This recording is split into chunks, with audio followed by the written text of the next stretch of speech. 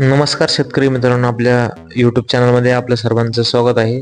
तर आज आपण जे फवारणी करणार आहेत आपल्या या कापसावरती, तर ही तिसरी फवारणी आहे. तर हिच्या आधी 2 फवारण्या झाल्या होत्या, पण हा तिसऱ्या फवारणीचा व्हिडिओ तुमच्यासाठी मी टाकत आहे. तर ही तिसरी फवारणी अत्यंत महत्त्वाची आहे, कारण की या फवारणीनंतर आपल्या जे सरकी आहे त्याला बोंड धरायला सुरुवात होते. तर ही जी तिसरी फवारणी आहे, ही नेमकं कोणते औषध वापरायचे, कोणती फवारणी करायची, कारण की ज्याने आपले पान गळती होणार नाही, फुलगळती होणार नाही. तर ती फवारणी कोणती आहे ते आपण ह्या व्हिडिओमध्ये पूर्ण बघणार आहोत. ही जी तिसरी फवारणी आहे, ह्या तिसऱ्या फवारणीसाठी आपल्याला कोणकोणती औषधं लागणार आहेत त्याच्याविषयी फवारणीमध्ये आपल्याला सर्वप्रथम आपल्या पाण्याचा pH जो आहे तो व्यवस्थित करण्यासाठी हे डेकोरस वापरावं लागेल. त्यानंतर सुपर स्टिकर म्हणून कोणत्या कंपनीचा आपण स्टिकर वापरा, पण स्टिकर चांगलं वापरा, कारण की त्याने औषधाची बचत होते. त्यानंतर शस्त्र एक असं आहे, आपले जे बोंड फुलावर जी आळी बसते, पांढरी माशी. त्यानंतर फॉस्केल, पांढरी माशी, तुडतुडी आणि मावा यासाठी खूप उपयुक्त असे आहे. आणि 5 in गोल्ड हे जे पानं हे जे औषध आहे 5 in गोल्ड, ते आपल्या सरकीचे जे पानं आकसलेले आहेत ते सरळ करून त्याच्यामध्ये अन्नद्रव्याची कमतरता ही भरून काढतात. त्यासाठी खूप उपयुक्त आहे. आता आपण प्रमाण जाणून घेऊया त्याच्याबद्दल. तर ही फॉसिल स्किल जे आहे ते औषध 40 मिली प्रति पंप यूज करायचं आहे. त्याचबरोबर 5 in गोल्ड 40 मिली टाकायचं. त्याचबरोबर जे शस्त्र औषध आहे ते 60 मिली टाकायचं प्रतिपंप.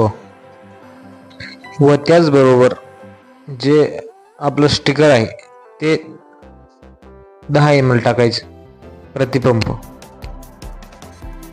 फवारणी करताना मात्र खूप काळजी घ्यायची आहे, कारण आपल्या तोंडाला, नाकाला व्यवस्थित जो आपला रुमाल वगैरे असेल तर ते बांधा, किंवा मग मास्क लावा आणि व्यवस्थित फवारा. नाका तोंडात जाऊन देऊ नका, कारण की त्याने आपल्याला खूप त्रास होऊ शकतो. आणि दुसरी महत्त्वाची गोष्ट म्हणजे जी फवारणी करतो ना, त्याच्यासाठी जो पंप वापरतो आपण, तो पंप डबल बॅटरीचा असावा कमीत कमी, नाहीतर मग तो पेट्रोलवरचा चालणारा पंप असावा. कारण की जेवढे तुषार जास्त बारीक पडतील, जेवढे धूर जास्त होईल, तेवढंच जे आपल्या सर्किल आहे ते आपलं औषध आहे का खूप चांगल्यारीत्या बसलं जाईल. कारण की ज्या सिंचन म्हणजे जे तुषार सिंचन असतात, ते बारीक बारीक कण असतात, ते कण जर व्यवस्थित त्याच्यावर बसले तर त्याच्यातून आपल्या पिकाला खूप असं खूप फायदा होतो. कारण की प्रत्येक झाड असं पूर्ण हललं पाहिजे व्यवस्थित ह्यानी फवाऱ्यानी.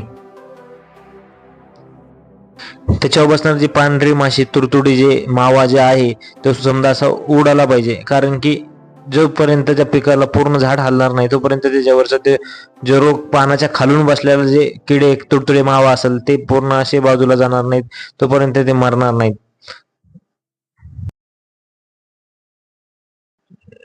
व्हिडिओ शेवटपर्यंत पाहिल्याबद्दल धन्यवाद. आणि तुम्ही जर आपल्या चॅनलवर नवीन असाल तर आपल्या चॅनलला लाईक करा, शेअर करा, सबस्क्राईब करा. आणि आपल्या ज्या चॅनलच्या शेजारी जी बेल आयकॉन आहे ते दाबायला विसरू नका, कारण की आपले जे पुढील व्हिडिओ येतील ते पूर्ण असे नवनवीन आपल्या शेतीविषयी असतील. Thank you so much and keep supporting.